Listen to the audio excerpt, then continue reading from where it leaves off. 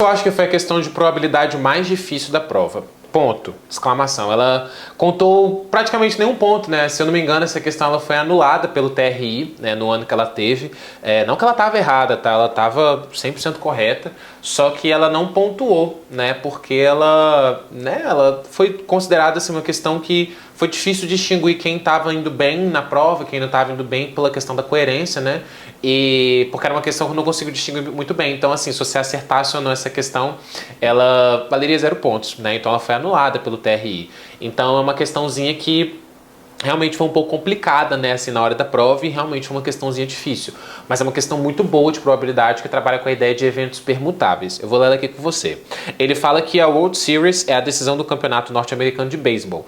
Os dois times que chegam até essa fase jogam entre si até 7 partidas. O primeiro desses times que completar 4 vitórias é considerado campeão. Aí ele fala que considerar, né, entre todas as partidas, a probabilidade de qualquer um dos dois times vencer é meio, né? Então, assim, se vai vencer é meio, de perder também é meio, né? 50%. E ele pergunta, qual é a probabilidade do time campeão ser aquele que venceu a primeira partida? Bom, essa questão aqui, a gente tem que tomar alguns cuidados, por quê? Basicamente o que ele está pedindo é o quê? Qual é a probabilidade de o time que jogou primeiro, né, que o primeiro que ganhou ser o campeão? E aí você pode ter, né, ali 2 times no caso, né? E aí um time vai ser um time vencedor e outro time vai ser o time perdedor em alguma situação de partida. E esses times eles podem jogar ali entre si até 7 vezes, de forma que o primeiro que conseguir ter 4 vitórias vai ali ser o vencedor do torneio, tá? E aí faz muito sentido, né, ser até 4 vezes, porque pensa, eu poderia ter uma situação do tipo, um venceu, o outro perdeu, um venceu, outro perdeu, um venceu, outro perdeu, ninguém ganhou 4 vezes, né? Ficou 3-3. Então a 7ª partida realmente ela desempata. Mas eu posso ter uma situação onde eu tenho menos partidas a serem jogadas entre eles. E qual é o mínimo? 4, né? Porque pensa, se eu preciso ter 4 partidas que sejam vencidas por algum time, pensa, por exemplo, se um time vencer no primeiro jogo, vencer no segundo jogo, vencer no terceiro jogo e vencer no quarto jogo. Pronto, ele ganhou o torneio, né? Porque se o torneio é definido em até 7 partidas, é basicamente assim, em até 7 partidas ou ganhar 4 partidas primeiro. O que acontecer primeiro, acabou ali o torneio, né? O mínimo seria os times jogarem entre si 4 jogos, né? Porque eu poderia ter o cenário onde eu tenho 4 vezes o mesmo time ganhou, e o máximo são 7 vezes, né? Que, por exemplo, teriam 3 vitórias de um time, 3 vitórias de outro time e a 7ª desempata, tá? Então, basicamente, o que vai acontecer? Eu tenho que ter um mínimo de 4 partidas e um máximo de 7 partidas. E aí eu tenho que considerar esse meio também.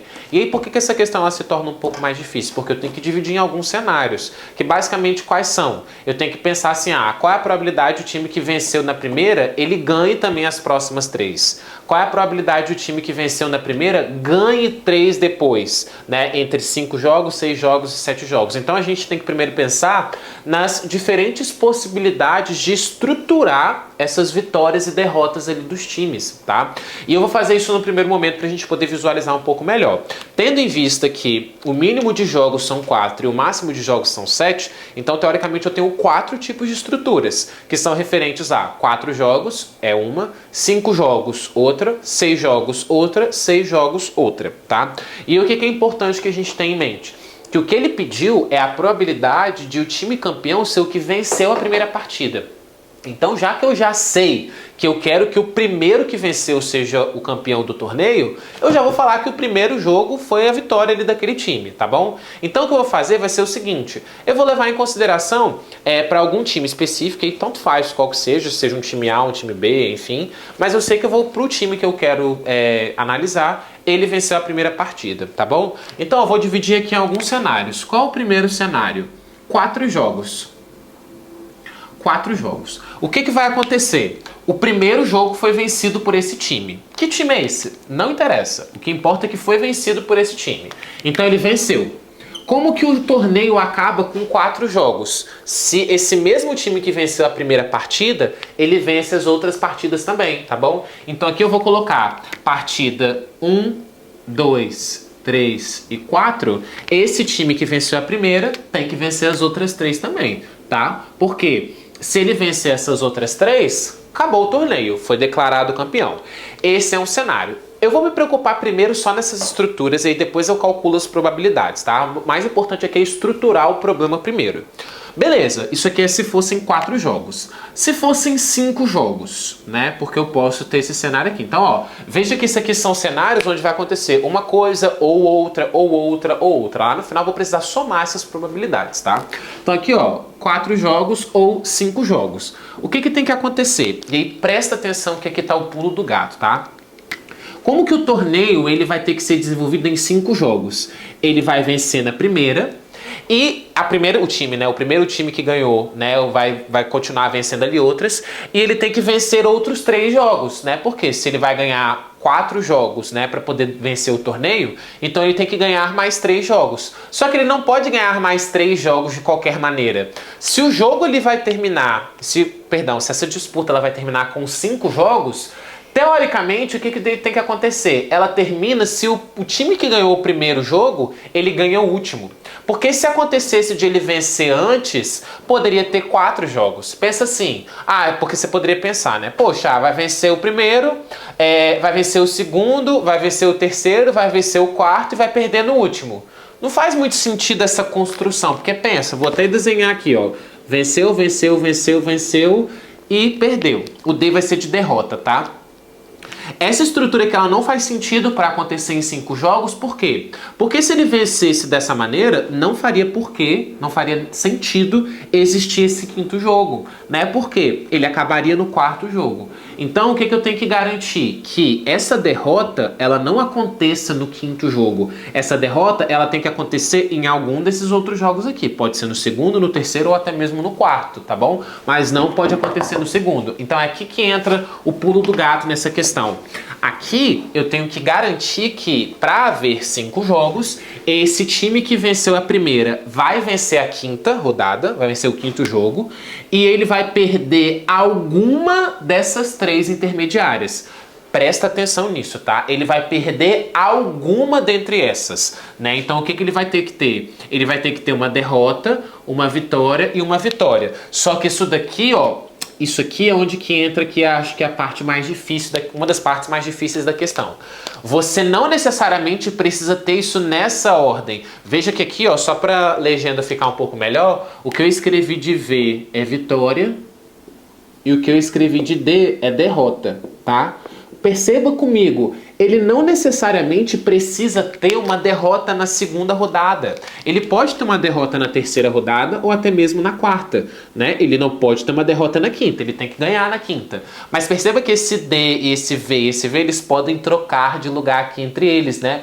Por isso que essa questão a trabalho a gente chama, né, de questão de probabilidade com eventos permutáveis. Eu posso ter essa derrota acontecendo aqui ou aqui ou aqui. Então, essa questão está sugerindo que a gente faça uma permutação entre as vitórias e derrotas. Depois eu vou trabalhar com isso aqui, entendeu? Mas no primeiro momento, eu quero só que você entenda que essa estrutura assim, ó, que eu fiz aqui de laranja, ela não necessariamente precisa acontecer nessa ordem. Ela pode trocar a ordem. E aí pensa, depois na hora de eu calcular essas probabilidades, eu vou precisar levar em consideração essas trocas aqui que são possíveis. Beleza. Então aqui, ó, foi para 5 jogos. E agora como é que eu vou estruturar o problema para 6 ou 7 jogos? Da mesma premissa. Perceba que, da mesma forma que eu estruturei aqui para 5 jogos, que a última partida ela precisa ser vencida pelo primeiro time que ganhou, né, pelo time que ganhou a primeira partida, vai acontecer nas outras também. Porque se houvesse uma derrota, uma possibilidade de uma derrota no último jogo, o torneio ele poderia acabar antes, tá? Então aqui qual que vai ser a premissa? Eu vou fixar que a primeira foi vencida por esse time e que a 6ª também foi vencida por esse time, certo? E aí nesse meio, o que vai acontecer? Já que ele precisa ter 4 vitórias, nesse meio aqui, ó, dessas 6 partidas, né, ó, da 1 até a 6, ó, 1, 2, 3, 4, 5, 6, o que eu preciso garantir é que haja o quê? 2 vitórias e 2 derrotas. Beleza? Não necessariamente nessa ordem que eu vou colocar aqui, ó. Eu poderia colocar, por exemplo, derrota, derrota, vitória, vitória. Mas eu poderia ter, por exemplo, vitória, vitória, derrota, derrota. É isso que eu falei com você que não necessariamente eu preciso ter nessa ordem. Por isso que eu fiz esse destaque aqui em laranja para a gente perceber que depois a gente vai precisar trocar as ordens, né, com as quais essas letras aparecem. E a gente vai trabalhar com o conceito de anagrama, conceito de permutação, com repetição, tá? E aí, por fim, com 7 jogos, né, como é que ficaria? Né? Mesma ideia, só que agora ao invés de 6 eu vou colocar 7 jogos, garantindo que haja o quê? O time vai ter ganhado, perdão, a primeira, vai ter ganhado a 7ª rodada do torneio e vai ter vencido 2 e perdido 3 aqui no meio, né? Então ele vai ter 3 derrotas e 2 vitórias aqui nesse meio. Não necessariamente nessa ordem aqui também, tá? Então, isso aqui, basicamente, seria a estrutura de como que esse time pode ganhar, né? Sendo que o primeiro que ganhou, o time que ganhou a primeira partida ganharia o torneio. Ele pode ganhar o torneio vencendo, né? Vencendo a primeira, vencendo a última e vencendo 2 dessas 3 aqui intermediárias, vencendo a primeira, vencendo a última, vencendo 2 aqui intermediárias e perdendo 2, ou vencendo a primeira, vencendo a última, tendo perdido 3 e ganhado 2 aqui no meio. Pronto. Estruturando isso daqui, que é uma parte que já é um pouco complexa, agora a gente vai entrar no cálculo aqui das probabilidades, tá bom? Pensa assim comigo. Como é que eu calcularia essas probabilidades de o time vencer nessas situações? Presta muita atenção nisso daqui agora, tá? Por que eu fiz isso daqui, ó, separadamente? Porque olha só, se eu sei, e é aqui onde que entra o pulo do gato, tá? Se eu sei nessa questão que ele quer, ó, ele fala qual é a probabilidade de o time campeão ser aquele que venceu a primeira partida, esse evento aqui de vencer não é um evento incerto, é um evento certo. Ele certamente vai acontecer. Então eu não preciso levar em consideração a probabilidade de esse time ganhar a primeira, porque ele já estou levando em consideração que ele já ganhou. Então o que eu tenho que agora levar em consideração são as probabilidades desses eventos que acontecem depois do primeiro jogo, né? De ele vencer, ou perder, enfim, tá? Então esse tracejado aqui que eu fiz é só para poder separar o problema e já mostrar o quê, ó? Essa partida aqui já foi vencida. Eu não tenho que levar em consideração a probabilidade de esse evento acontecer, porque ele já aconteceu, beleza? Então essa é a premissa. E agora eu vou calcular o quê? Ó? Qual é a probabilidade de o time ter 3 vitórias? Perceba aqui comigo. Se ele fala no texto que a probabilidade de um time vencer é sempre 1 sobre 2, então qual seria essa probabilidade de vencer? 1 sobre 2. Dessa, 1 sobre 2 e dessa, 1 sobre 2. Perceba que o que eu quero que aconteça? Vencer e vencer, vencer e vencer. Eu quero uma coisa e outra. Quando você tem uma coisa e outra, né, aqui na probabilidade, ou até mesmo na análise combinatória, a gente multiplica, tá bom? Então aqui, ó, a probabilidade de ele vencer na segunda partida é meio, de vencer na terceira partida também é meio, e de vencer na quarta partida também é meio. Então essa probabilidade aqui, ó, de vencer com 4 jogos vai ser 1/8. Tudo bem. Então, ó, essa aqui é a primeira forma que ele tem de vencer. Agora vamos lá. Qual é a probabilidade de esse time ganhar nessa situação aqui, ó? Presta muita atenção, tá? Ele vai perder uma e vencer 3. Então, se eu fosse só fazer essa conta, o que eu deveria fazer, ó? Probabilidade de perder. Pensa, se a probabilidade de vencer é meio, de perder também é meio, né? Então, a probabilidade de derrota, meio, de vitória, meio, vitória, meio, vitória, meio. Então, seria meio vezes meio, vezes meio, vezes meio. Só que aqui que tem um problema, né? Você tem que levar em consideração aquilo que eu falei lá no início. Esse cenário aqui é como se fosse estabelecido exatamente essa configuração aqui, ó. Perdeu, venceu, venceu. Só que eu não necessariamente eu preciso ter isso aqui acontecendo. E aí, para esse caso aqui, que ele é um pouco mais fácil de visualizar, eu vou mostrar os cenários que eu poderia ter essas derrotas e vitórias aparecendo. Um deles é essa aqui. Derrota, vitória e vitória. Mas eu tenho outras 2 possibilidades, que seria o quê, ó? Vitória, derrota, vitória. Ou até mesmo vitória, vitória, derrota. Ele poderia ter isso aqui. E em todos os 3 cenários, o jogo terminaria só apenas no 5º jogo, né? Porque aqui, ó, seria uma vitória, 3 vitórias e uma derrota. 1, 2, 3, 4 vitórias e uma derrota. 1, 2, 3, 4 vitórias e uma derrota. Então percebe que eu tenho que levar em consideração a quantidade de trocas que essas derrotas e vitórias podem acontecer. E aí a gente pode fazer isso utilizando um conceito que é bem bacana, que é a ideia de permutação com repetição, tá? Ou até mesmo você entender isso aqui como sendo um anagrama. É como se você tivesse que fazer o anagrama da palavra DVV. E aí como é que você faz um anagrama? É essencialmente uma permutação, só que nesse caso com a repetição das letras V, certo? Então se fosse um anagrama sem nenhuma repetição, você faria o quê? Pega o número de elementos e faz o fatorial dele, né? Que seria 3 fatorial. Né? E aí por que eu multiplico? Porque eu tenho que fazer isso e levar em consideração a troca, né? Só que eu tenho repetição da letra V 2 vezes aqui, ó. E aí por isso que a gente tem que tomar o cuidado de levar em consideração só essa estrutura. Porque se a gente levasse em consideração toda essa estrutura até o final, eu poderia estar falando que essa vitória aqui ela poderia mudar de lugar. E ela não pode, ela tem que ser o último item, tá bom? Então aqui eu tô trocando essa estrutura, derrota, vitória e vitória. Como é que seria? O anagrama, digamos assim, da palavra DVV. Você faz como? Uma permutação com repetição. 3 fatorial, porque são 3 letras, DVV, e eu divido pelas letras V. Por quê? Quando você troca um V com V de lugar, é a mesma coisa, tá bom? Se você trocar assim esse V com esse V, teoricamente é a mesma palavra, o mesmo anagrama. Então, quando você tem que descontabilizar a repetição de um item que não é relevante para contabilização do problema, você divide pelo fatorial daquele elemento, né? Então, como o V aparece 2 vezes, então eu dividiria por 2 fatorial. Certo? Essa aqui que seria a forma de eu calcular a probabilidade de vencer com 5 jogos. Como que ficaria isso daqui? Vamos lá? 1 sobre 2 vezes 1 sobre 2 vezes 1 sobre 2 vezes 1 sobre 2 é 1 sobre 16. O 3 fatorial ele pode ser escrito como 3 vezes 2 fatorial e eu vou dividir por 2 fatorial, certo? E aí ficaria o quê? Ó, eu posso simplificar o 2 fatorial com 2 fatorial. 1 sobre 16 vezes 3 daria 3 dividido por 16. Ou seja, a forma, né, o número de possibilidades, a probabilidade que ele tem de vencer com 5 jogos é 3 em cada 16.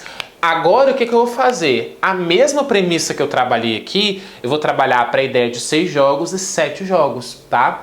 Para esse cenário aqui, ó, eu não levei em consideração essa permutação, porque só tem um cenário possível, né, onde você tem vitória, vitória e vitória. Mas você poderia pensar também dessa maneira, né, como se fosse um anagrama, né, dessas letras V, V, V. Aí ficaria 3 fatorial dividido por 3 fatorial, que é 1. O que, né, não precisa muito, entendeu? Porque só tem um cenário disponível, não para esses outros. Então vamos lá para esses outros aqui, vamos calcular como que ficaria para cada uma dessas outras situações, tá? Vamos lá. Basicamente aqui eu vou pegar o quê, ó? A probabilidade de ter 2 vitórias e 2 derrotas, perdão, e 3 vitórias. Como que eu faço isso? Bom, 2 derrotas, 1 sobre 2, 1 sobre 2. 3 vitórias, 1 sobre 2, 1 sobre 2, 1 sobre 2. Beleza, isso aqui é a forma, né, de calcular a probabilidade. Agora eu tenho que multiplicar pela permutação dessas derrotas e vitórias aqui. Você teria que fazer uma permutação de 4 itens, levando em consideração que 2 itens se repetem, que é a letra D de derrota,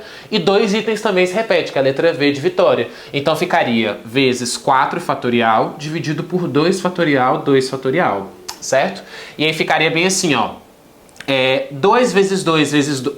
Eu posso até simplificar aqui um pouco melhor para poder facilitar, tá? Então, ó, 2 vezes 2, 4. 4 vezes 4 é 16. 16 vezes 2, 32. Poderia deixar assim. Vezes 4 fatorial é 4 vezes 3 vezes 2 fatorial. 2 fatorial deixo quieto. E o outro 2 fatorial é 2 vezes 1. Vamos simplificar aqui, ó. Esse 2 fatorial simplifica com esse. Esse 4 dá para dividir por 2. 4 dividido por 2 dá 2. 2 vezes 3, 6 dividido por 32. No primeiro momento, eu não estou me preocupando em fazer essas simplificações aqui, porque daria para simplificar o 6 com 32, tá? Porque depois, no final, como eu vou ter que somar tudo, é mais interessante eu somar lá no final, depois eu faço as outras simplificações para ver se tem alguma que seja mais interessante, tá? E aí, por fim, com 7 jogos, qual que ficaria a probabilidade? Bom, 3 derrotas e 3 vitórias, né? Então seria 1 sobre 2, 1 sobre 2, 1 sobre 2, 3 derrotas, 1 sobre 2, 1 sobre 2, 1 sobre 2, 3 vitórias, e a permutação de 5 palavras, 5 letras, né?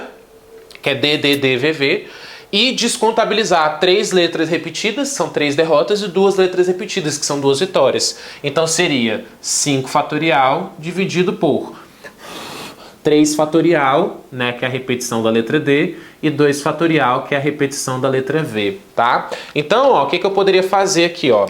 Isso aqui, ó, veja bem, se 1 sobre 2 vezes 1 sobre 2 vezes 1 sobre 2 vezes 1 sobre 2 vezes 1 sobre 2 deu 1 sobre 32, quando eu multiplicar por 1 sobre 2 de novo, vai dar 1 sobre 64, né? Então ficaria 1 sobre 64 vezes 5 fatorial é 5 vezes 4 vezes 3 fatorial.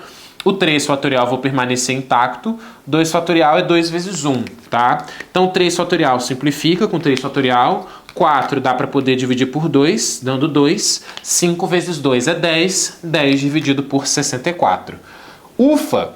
Né? Então aqui, ó, essas são as probabilidades de ele ganhar em cada um desses cenários. Perceba que ou ele ganha com 4 jogos, ou ele ganha com 5 jogos, ou ele ganha com 6 jogos, ou ele ganha com 7 jogos. Então agora o que eu tenho que fazer com todas essas probabilidades? Somar, tá bom? Eu deveria somar 1/8 com 3 16avos, com 6 32avos, com 10 sobre 64. Perceba que como eu tenho que somar tudo, seria interessante que eu deixasse essas frações com o mesmo denominador, né? Porque depois facilita. E aí, olha só, nas alternativas ele está sugerindo, inclusive, que o denominador seja 64. Então agora eu vou trabalhar com a ideia de frações equivalentes, tá? Eu vou deixar todas essas frações, vou fazer uma equivalência de frações para garantir que o denominador delas, de todas elas, seja 64. Como que eu transformo isso daqui numa fração equivalente que tem um denominador 64? Transformando o denominador em 64. Como? Eu multiplico por 8 em cima e 8 embaixo. Porque, veja, 8 vezes 8 é 64. E aí a fração equivalente aqui seria 1 vezes 8, 8, dividido por 64. Porque depois na hora de somar fica bem mais fácil, tá? Como é que eu transformo a fração 3 sobre 16 numa fração equivalente com o denominador 64? Eu multiplico por quanto embaixo? Por 4, né? E aí ficaria, ó, 3 vezes 4, 12, 16 vezes 4, 64. E essa fração aqui, 6 sobre 32, multiplicar por 2, né, em cima e embaixo. Então, vezes 2, porque 6 vezes 2, 12, 32 dividido por 2, 64. Agora é só somar isso tudo. Ufa, né? Então, qual que vai ser a probabilidade de vencer, né, nesse caso, né?